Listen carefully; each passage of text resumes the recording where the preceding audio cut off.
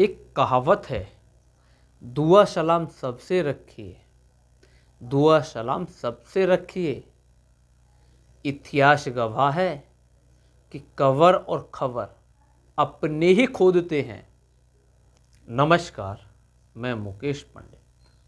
आज का जो मामला है बहुत गंभीर और वह संवेदनशील मामला है, क्योंकि इसमें देश के गृह मंत्री अमित शाह का नाम सामने आ रहा है, और वो भी किसी देश के मामले में नहीं, अंतर्राष्ट्रीय मामले में देश के गृह मंत्री अमित शाह का नाम आ, और नाम भी किस में आ रहा है कि खालिस्तानी आतंकवादी, जिसको भारत ने आतंकवादी जो घोषित किया है, निज्जर की हत्या में अमित शाह का नाम सामने आ रहा है। या फिर ये कहें कि जिस तरीके से अमित शाह का नाम सामने आ रहा है, क्या वो एक कोई राजनीतिक साजिश है, या फिर ये कहें कि नंबर 1 और नंबर 2 की जो बात है, ये तनाव है या लड़ाई है, क्या अमित शाह नंबर 2 से नंबर 1 बनने की जो कोशिश कर रहे हैं, उसको लेकर ये जो चर्चा है, ये जो आरोप है, ये जो नाम उछल रहा है अंतर्राष्ट्रीय में, क्या एक राजनीतिक साजिश भी हो सकती है क्या?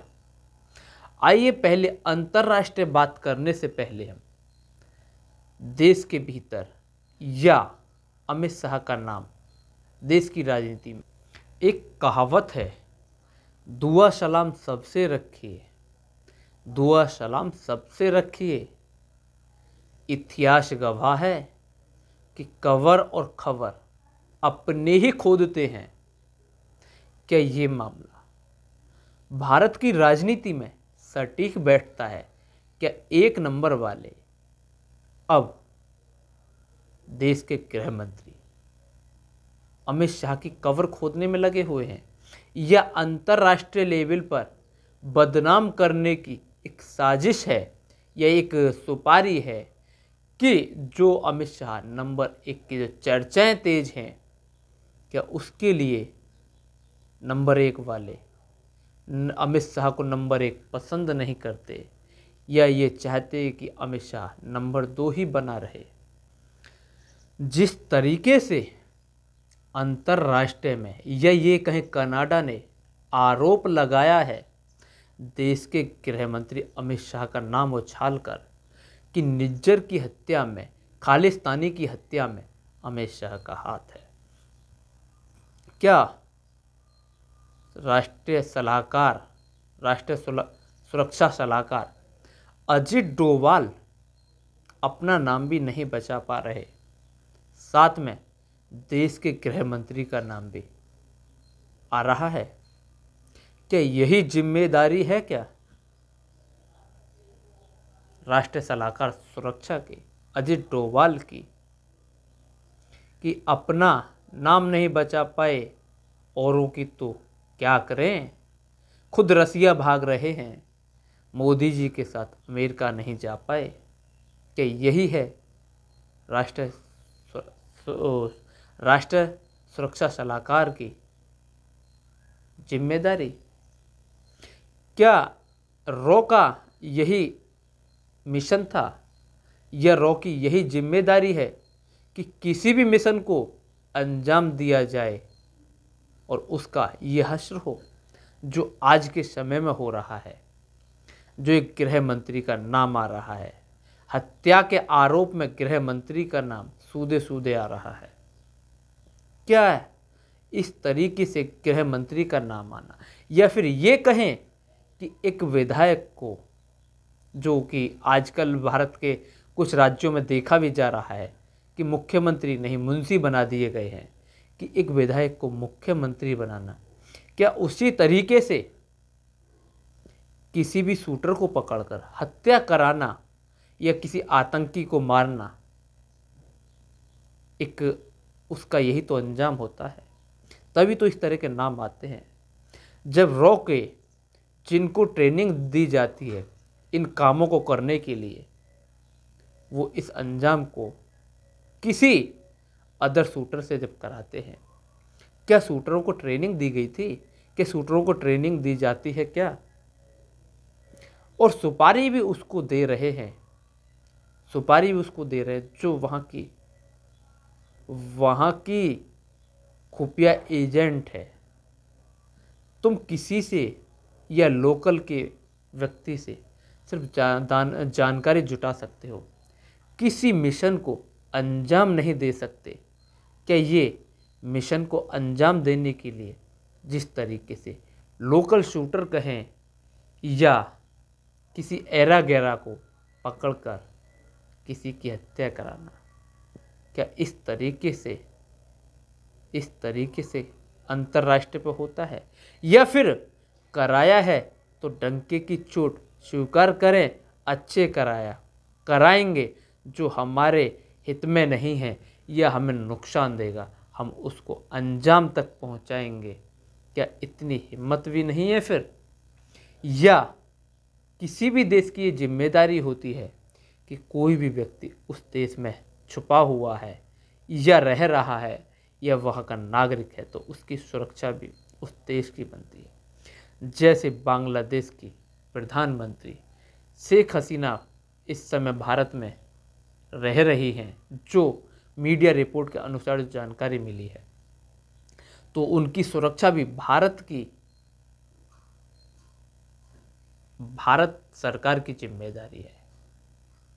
अगर वहाँ कोई भी व्यक्ति उन तक पहुँचता है या कोई किसी भी तरह से नुकसान पहुँचाने की चेष्टा करता है तो उसकी जिम्मेदारी भारत सरकार की है। तो उसी तरीके से निज्जर वाला मामला भी सामने आ रहा है और वहीं कनाडा के साथ में ऑस्ट्रेलिया और अमेरिका खड़ा है, वहीं पर भारत के साथ कोई भी नहीं खड़ा है।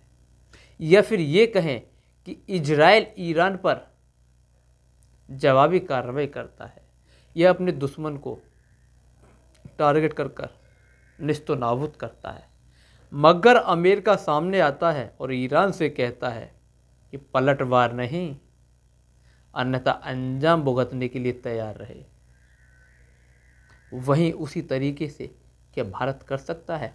या फिर भारत के साथ कोई भी देश आने के लिए तैयार है कि नहीं, भारत ने जो किया है वो सही किया है, हम भारत के साथ हैं, कोई भी इस तरह की उंगली नहीं उठा सकता है। यह जो उठा रहा है तो राजनीतिक और व्यापारिक समझौते या नुकसान उठाने के लिए तैयार रहे। इस तरीके का कोई भी देश है जो भारत के साथ खड़ा हुआ है? और बात वहीं जब रॉ की आती है तो जो बात करते हैं इंदिरा गांधी की, इंदिरा गांधी का वो काल था, रॉ सबसे प्रचंड कहें या मजबूत कहें अपने पीक पर थी। आज रॉ का क्या हाल है या क्या हश्र है वो आप खुद ही देख सकते हैं किस तरीके से गृह मंत्री का नाम आ रहा है। शायद ये पहली बार है कि किसी देश के गृह मंत्री का किसी देश में हत्या कराने में उसका नाम सार्वजनिक रूप से आ रहा हो। या जो बात करते हैं ना इंदिरा गांधी की, तो इंदिरा गांधी ने जब बांग्लादेश को जन्म दिया था, ये कहीं पाकिस्तान से अलग होने के बाद अलग किया और बांग्लादेश का जो जन्म हुआ था, तो अमेरिका का 7वां बेड़ा दूर ही खड़ा रहा था। या ये जानकारी जब आई थी कि अमेरिका का 7वां बेड़ा आ रहा है तो उधर रसिया ने भी भारत के साथ खड़ा था। इस तरीके से आज कोई खड़ा है। और रूस ने अपनी पनडुब्बियां पानी में उतार दी थी और कहा था कि अगर इस 7वां बेड़ा आगे बढ़ा तो रूस की पनडुब्बियां मुंह तोड़ जवाब देंगी।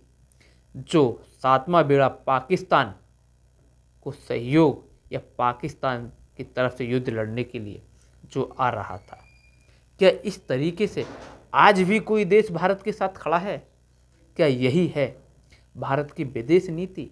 कि यही है देश के प्रधानमंत्री का राज्य या देश के प्रधानमंत्री की जो विदेश नीति है?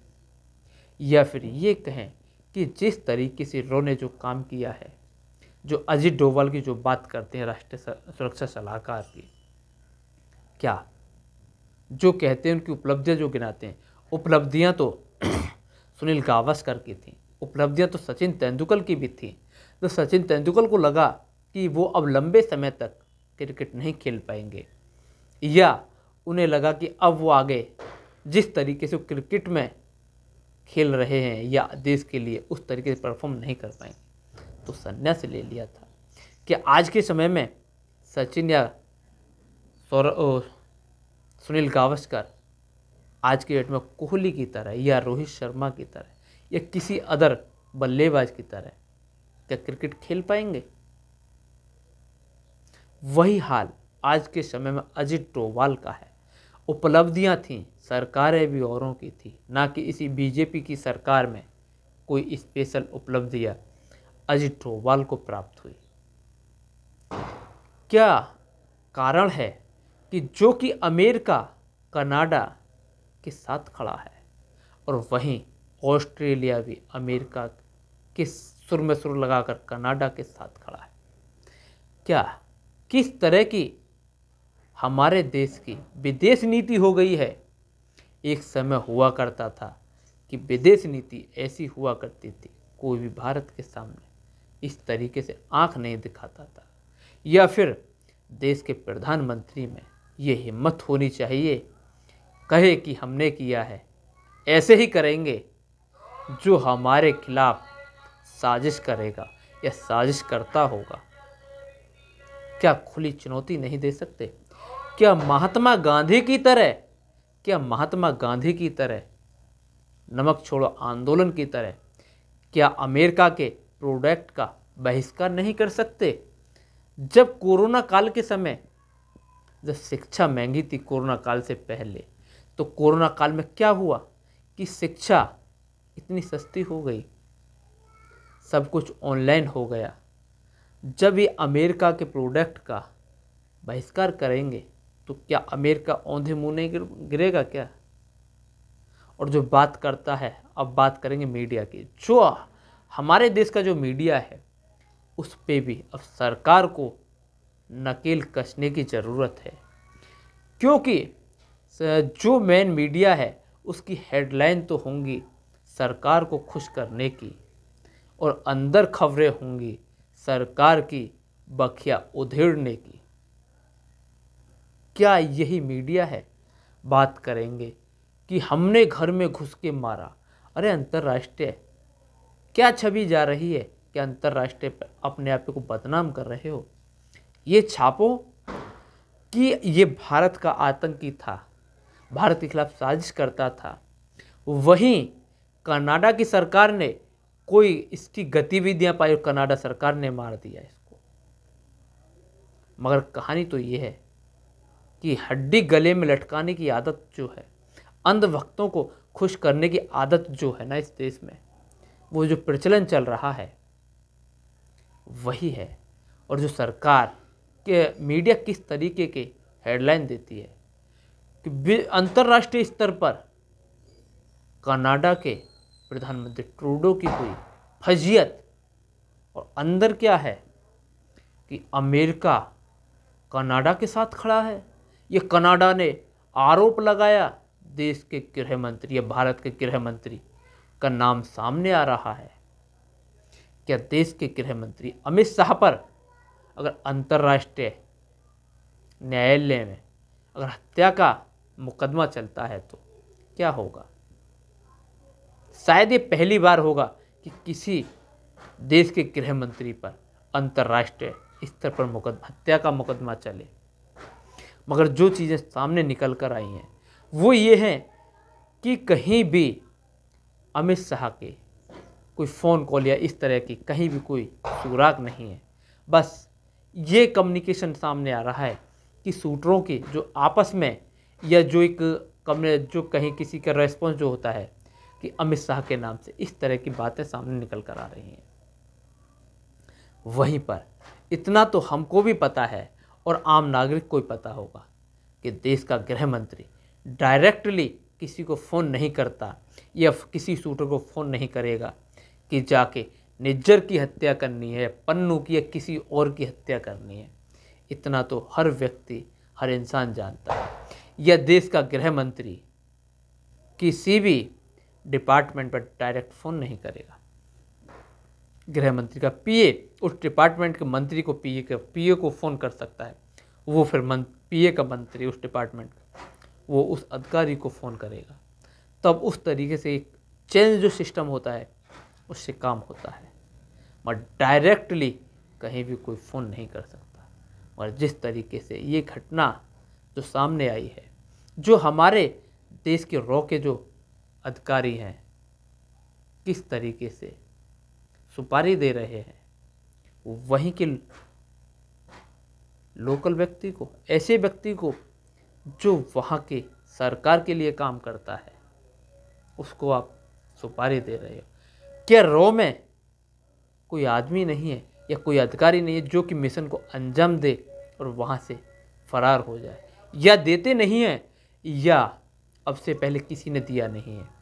ये हमेशा से होता आया है कि अपने देश के लिए और देशों में जाकर इस तरीके के मिशन को अंजाम देना और वहाँ की खुफिया जानकारी निकालना आज ये पहली बार नहीं है। यह जो हम पर आरोप लगा रहे हैं या हमारे गृह मंत्री पर आरोप लगा रहे हैं या अमित शाह पर आरोप लगा रहे हैं, वो लोग कोई दूध के धुले नहीं हैं। उन्होंने भी अदर देशों में जाकर जो उस देश के आतंकवादी हैं उनको मार गिराया है और वहाँ से निकाल कर ले गए हैं, मगर किसी को कानों कान खबर नहीं लगी। और जो हमारे देश का मीडिया कहता है हमने घर में घुस के मारा या हमने वहाँ चढ़कर मारा, ऐसे भी लोग हैं जो कि अमेरिका में फ्रॉड करके भारत में आकर रह रहे हैं, भारत के ही रहने वाले हैं। क्या कल को अमेरिका भी घर में घुस के उनको मार सकता है क्या? उनको लेके जा सकता है क्या? ये हमारे देश का मीडिया है, जो कहना है वो नहीं कहते, जो नहीं कहना वो कहते हैं। अंजाम तो पुरानी सरकारों ने भी दिए, या इंदिरा की सरकार हो या मनमोहन या अटल की सरकार हो या राजीव की सरकार हो, अंजाम उन्होंने भी दिए मिशन को अंजाम, मगर इस तरीके से कभी कोई आरोप नहीं लगा। और वहीं जो स्थिति आज है, जो कहते हैं कि मोदी जी का डंका बज रहा है, किस तरीके का डंका बज रहा है, किस तरीके का नाम आ रहा है, और कहते हैं मोदी का डंका बज रहा है। रसिया में हुआ मोदी का स्वागत, फलाने जगह हुआ मोदी का स्वागत। अरे प्रोटोकॉल होता है अंधभक्तों, ये तो जान लो, ये प्रोटोकॉल होता है। किसी भी देश का प्रधानमंत्री जाता है उसका स्वागत किया जाता है। कहीं देखा है आपने किसी देश के प्रधानमंत्री का स्वागत नहीं, उस पर जूते चप्पल बाजते हो कहीं देखा है क्या?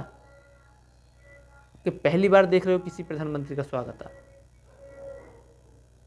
ये जो आज स्थिति बन रही है, या अंतर्राष्ट्रीय पर जो भारत की जो आज ये छवि जो तैयार हो रही है, जो कि भारत खुलकर बोल भी नहीं सक रहा या कह नहीं सकता हमने क्या, जो करना है कर लो, बिगाड़ लो, ऐसे ही करेंगे, इतना भी दम नहीं है, क्या करें।